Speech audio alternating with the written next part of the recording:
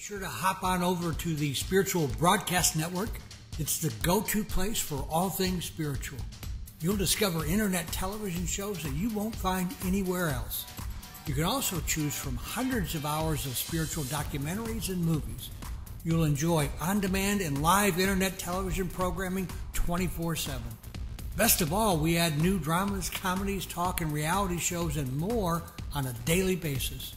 So why spend countless hours searching the web when you can quickly find just what you want on the Spiritual Broadcast Network? Good afternoon. Welcome to Afternoons with Ed. Here's your host, Ed King. Good afternoon, and I hope you're having a good holiday season. I had a satisfactory Thanksgiving. Talk a little bit about the holiday season, I think, because Christmas has not always been a happy time for me, because I think I've always had too much expectations, and the letdown has gotten to me. So I think this goes back to childhood, where I grew up during the Depression, and kids at school, well, what did you get for Christmas? And of course, you know, if I had any good sense, I'd have lied and told them I got stuff I didn't get. But the paltry few things I get, they kind of made fun of. And of course, they might have been as bad off as I, but they were putting up a big front that they got some fabulous gifts. When my children were fairly small and growing up, I used to kind of resent the fact that they were having the kind of Christmases that I wanted to have. And I didn't realize that this really was going on until I was reading a case history in a book. This one of David Viscott's book, and he was talking about this case history. The fellow said the same thing. He would get angry at Christmas because his kids were having this great Christmas when he didn't have these great Christmases. I suppose really and truly my Christmases were as happy as my kids, because if you got a little bit, you got a little bit. It's better than nothing. Of course, kids are not that rational.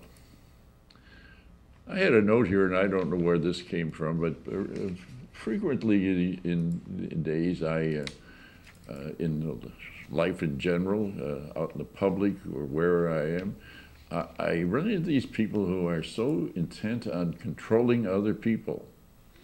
And you know, these people are usually people that are in control themselves, and they insist on controlling other people. I ran across a thing in my reading or television watching, I don't remember which, but I come across something that I think was kind of interesting. It was talking about stress, and the fact that there are 3 levels of stress. And number 1, of course, is we have minor problems, you know, some things that you can't find your car keys, and I'm late for my engagement and I can't find my car keys, or I've left my cap somewhere, or all these small things. Unfortunately, in the past couple of years, I lost a couple of major things because I lost weight and my fingers get skinnier and my 2 expensive rings dropped off. And I'll never see them again. Now, the second stress level is moderate. This is things like that they call the empty nest syndrome, where kids go off to college, or in my case, kids move. And you're going to have to excuse me for a moment. Kids move out of town, out of state, and you don't see them as often as you used to, and you lose track. And then you have the severe kind, and that is, of course, a divorce, loss of a person close to you, loss of spouse, and loss of a child, that sort of thing. Well, I've had to address all of those, but I have to tell you one thing. Divorce was not. I divorced my first wife, and it was not an unhappy situation. I was so happy to get out of that maelstrom, because as I've probably talked about on the program previously, my wife moved out and left me with the 3 children. That wasn't a big problem because they were almost teenagers or teenagers at that point. So, but that was a happy occasion. So that, but I did. I remarried. I lost my second wife. 10 days later, I lost my mother, who was a big influence in my life. I was one of those people that loved their parents. I subsequently lost my son Mark 4 years ago on Thanksgiving Day. These are all stressful and nasty things.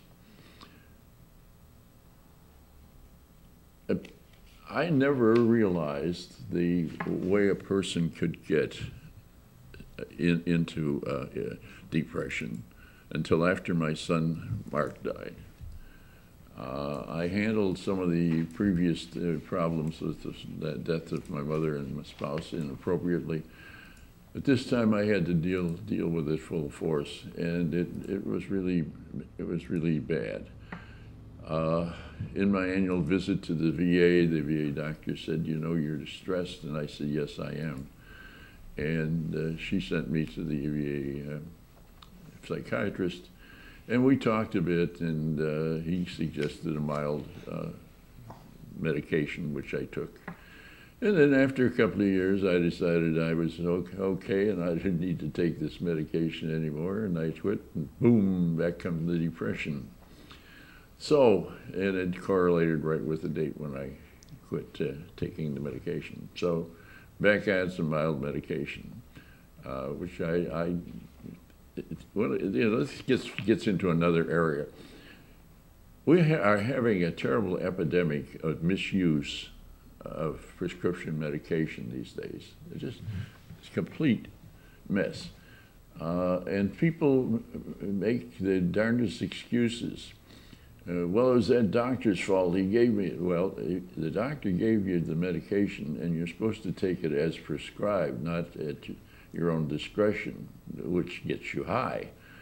And I know one specific case where this young man, he's in his 40s now, he's living off his father and trying to get disability because he's ruined his health and his life with drug abuse. He got arrested a year or so ago. He was under the influence of drugs, and he got picked up for DUI or whatever they do now, what they call it. But he, and the sad part of it is his father's an enabler, and it says it's all the doctor's fault for giving those pills. Well, that's not the doctor's fault for giving the pills, and I know that we got pill mills and all that sort of thing going on. But most of these people are straight, and when they give these pills to people,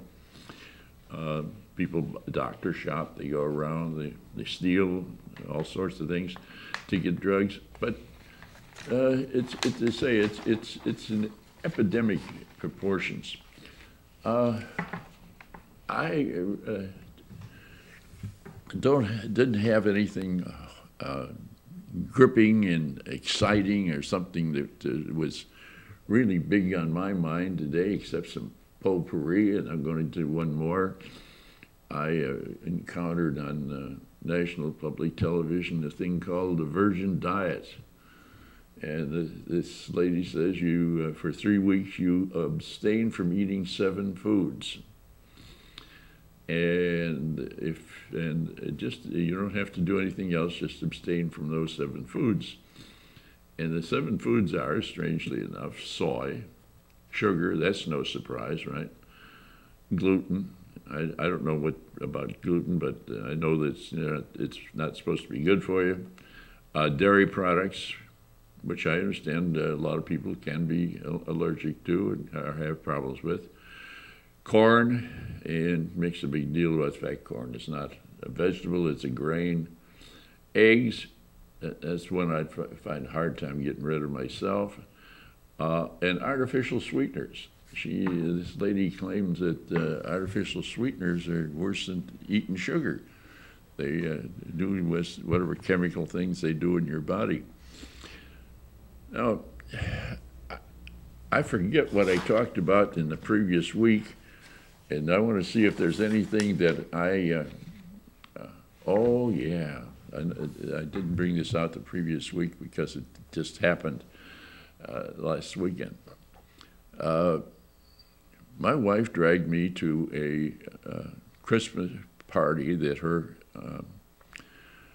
church's a Bible study class has. It's a big thing. There's about 600 people there. And invariably, one of these people will get a hold of me and try to proselyte me. And this drives me nuts. And they won't shut up. And you try to turn them away, and they leech onto you because they've got this idea that they're evangelists, and that's their job in life, is to take us poor souls like me, who's struggling around with these indefinite thoughts about what's going on, etc. And they're going to save my soul, and then that's going to help them, I guess, get to heaven or nirvana or wherever they're going. It's always amazing to me that everybody thinks that they have the total answer. The Mormons, the Jehovah's Witnesses, the Baptists, this whole thing is, and I don't go out trying to tell people you should be an atheist, you should be an agnostic, you should be a non-believer, your religion's not relevant. It's their business. If a person has faith, then that's fine. What do they believe in? We need to have faith in something. But for these people to think that they know the answers is to me, is very presumptuous. I have no more conception what a higher power is, God of the universe, whatever. I've used this analogy before, and I'm going to use it again. And I remember using it on this show. You know, the ants have a very highly organized society. It's much better organized than ours. They don't do some of the stupid stuff we do. But they're running around down there, and of course, they don't have a very big brain, so they don't have any way of comprehending what the heck this old geezer is that comes around and throws poison on them or stomps on them. They have no concept of what I am. Now, so why should me, with my infinite knowledge, think that I can tell you what the ultimate spiritual being in the universe is? It's way beyond my comprehension, way, way beyond there. I thought that I was going to have a better track on things. I had made some notes, but I'm just today is not one of my brainiest days, I guess. One of the things that's interesting is going on, and George and I were talking a little bit about this before the show, and that is, we're talking about Warren Buffett. He's the second richest man in the country, just behind Bill Gates, philanthropist, and he says that the rich, and he's one of the super rich, are not paying enough taxes. And he did a study. He has a personal assistant, a secretary type of person, that you know if she has that high position with him and is not making peanuts. But he points out that she pays a higher rate of income tax than he does. and that there's something wrong with that, and it shouldn't be. There are so many tax loopholes that I don't know anything about because they wouldn't apply to me because I'm not rich or anywhere close to it. I'm not destitute yet, but I have high hopes of hit the jackpot or something, win the lottery, something like McCobber, something that's just about to turn up. And hopefully, my wishful thinking will carry me through. At least you have to be positive about things. Going back to this thing, I hadn't heard this before, but George was telling me that Buffett said that the first thing you want to do is start with Congress, and especially the senators, and you take away their lifetime pensions and let them go on Social Security like the rest of us. See what happens. They get a tremendous retirement benefit, and they also have free medical benefits, and it's ridiculous that they're the ones that sit there and make the rules. And I don't care which side of the house aisle they're on. They're all pretty much buddy-buddy, but not so much these days as usual. But they can't strike a deal for anything. They can't get their stuff together. And I hope we might as well go over the cliff and see what happens. It'll straighten things out somewhat, just like the Great Depression did. These things are dire, but there you have them. I think it's interesting that humans never seem to learn from our mistakes.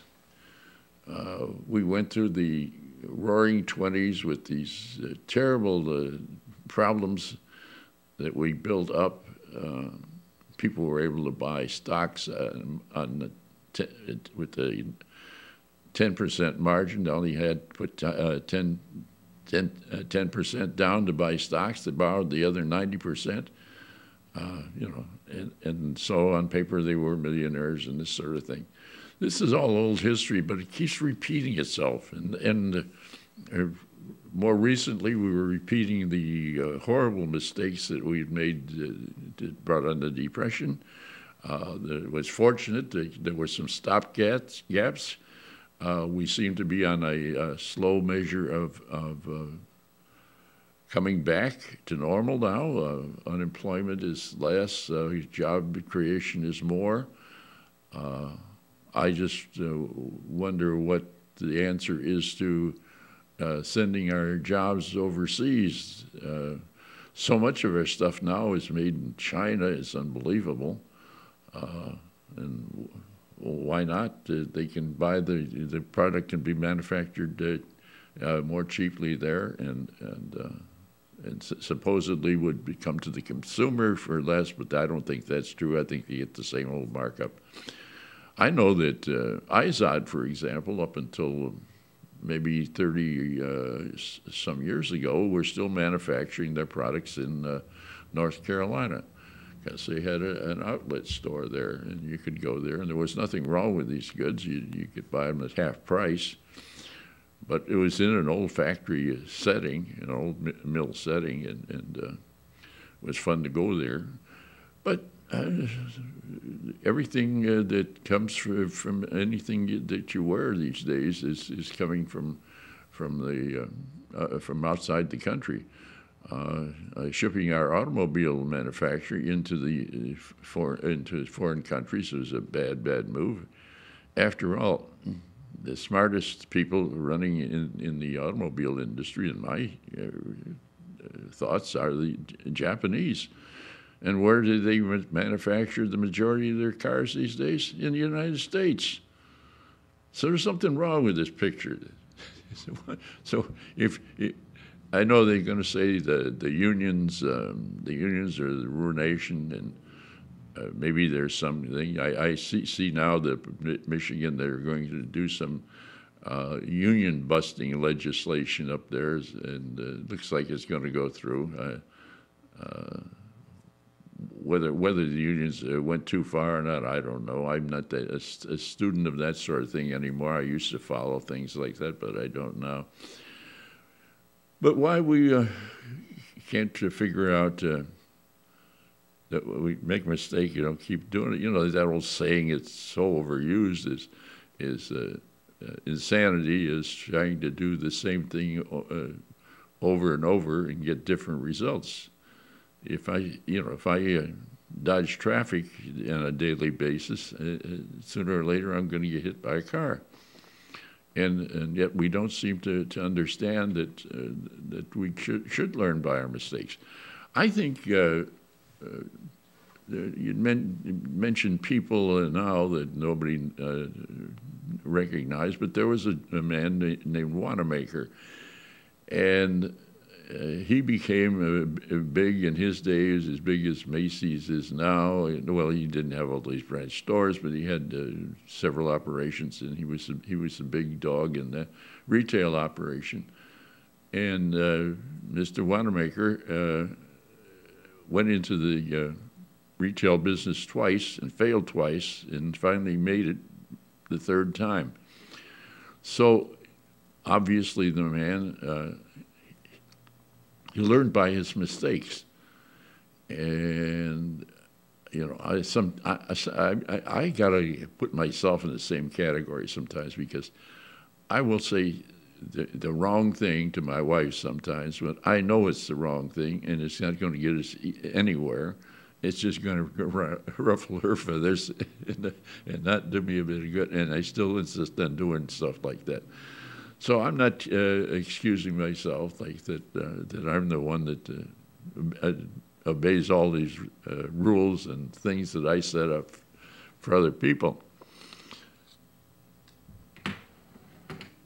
I think that this thing that's going on in Washington now is disgraceful. This gentleman from Ohio, who is bound and determined, and he and his ilk are bound and determined that they're going to do everything they can to throw a monkey wrench in things, so that our president has his hands tied, almost literally, and can't make a move without them objecting and trying to break it down. Now, in the old days, it was not a real wonderful situation, but it was a situation where these guys could deal with each other. If, for example, Lyndon Johnson, somebody wanted something, Lyndon Johnson would say to them, "Well, if you'll vote for my bill, I'll vote for your bill," and there were trade-offs. And some of them were good, some of them were bad, but at least things pretty much got done. It's not like now. And one of the things that interests me is that there is some very unbiased, in my opinion, reporting on television these days. I know some people would tell me it's biased to the so-called left, and yet I see them giving equal time. I'm not talking obviously about Fox Network, because they're not news; they're a propaganda machine. And I'm amazed at how many people who have above average intelligence buy into some of this stuff that is still, it's like they still think that the trickle-down theory works. You give to the one of the guys had the temerity the other day on television to say that we were holding up the production because we're not letting these capitalists have all the money they want so they can reinvest it. In other words, you don't tax them because that'll stop their business from reinvesting.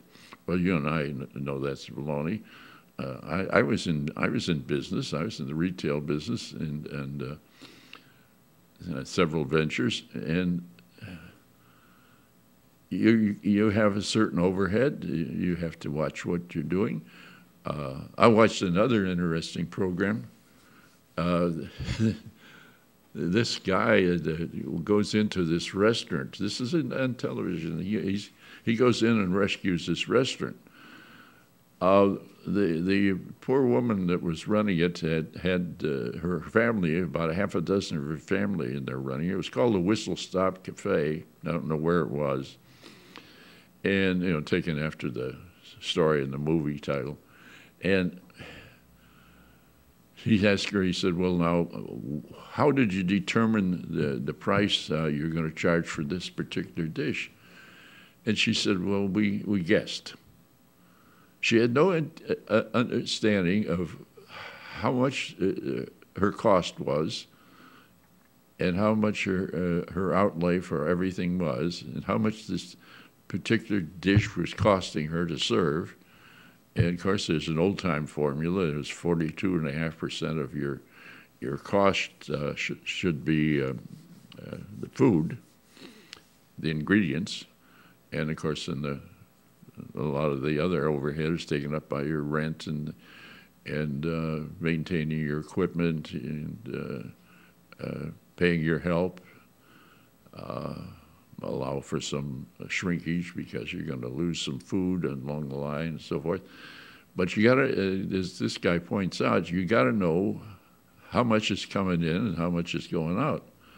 This poor woman had no concept. And I've watched people go into small businesses and have no idea what they're doing. One fellow I know, he got a big loan from the Small Business Administration, and that night he was out on the street, he was drunk, and he was throwing money around. That money's, it was given to him for use, that is to stock his business, refurbish the room, do other various things, do some advertising, and he managed to, in one way or another, spend it all because he never paid his bills. Now, I don't think this has been a particularly interesting afternoon for you folks, but usually I can get on something and I can get pretty hyper about it and get to do. So I want to kind of close up and end up with this thought in mind. And that is, as long as we keep a positive attitude in our life, and as my friend George says, accentuate the positive. I think I talked a little bit about this last week. I know I have previously at some time. I am like everybody else. I am prone to get into the negative.